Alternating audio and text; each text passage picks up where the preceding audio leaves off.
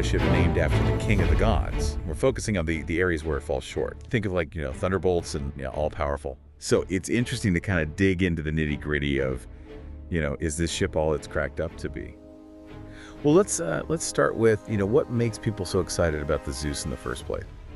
It's a newer ship than things like the Freelancer, the Cutlass, even the Spirit. It seems like RSI has kind of taken what they've learned and applied it. And people also talk about just how well the space is used. You don't have cramped corridors or weird layouts or anything like.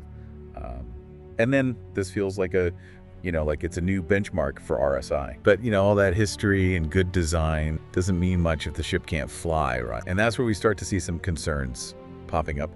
A lot of users say that the Zeus handles like a Freelancer, which is not exactly known for its agility. And some people even go so far as to say that the C1 Spirit can outperform it. They talk about, C1s running circles around a Zeus. And then there's the ever-present fear that, new ships are often very shiny and exciting at launch, only to be nerfed later on.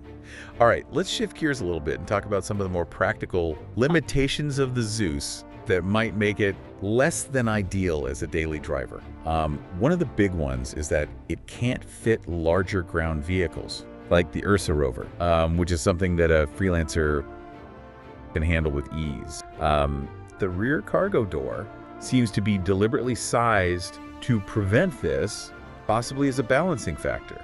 Maybe they don't want it to be too good at too many things. And then there are also reports of some issues with the CL variant's tractor beam. Apparently it struggles with larger cargo crates, and there's some hints that its placement might be obstructed by the cargo bay's design.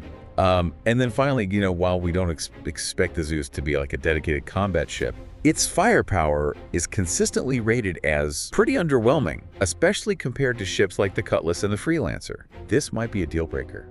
Let's maybe look at some other ships.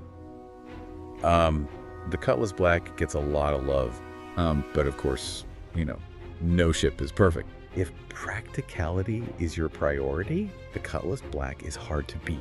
What about something it may be even more maneuverable than the Zeus?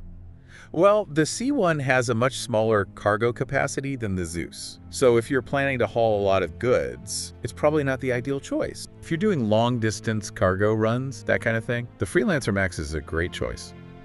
Maybe not the best choice.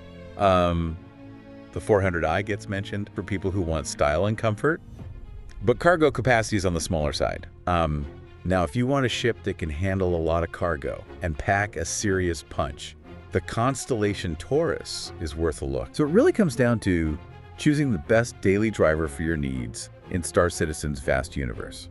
It's a process of careful evaluation, weighing your preferences and your playstyle.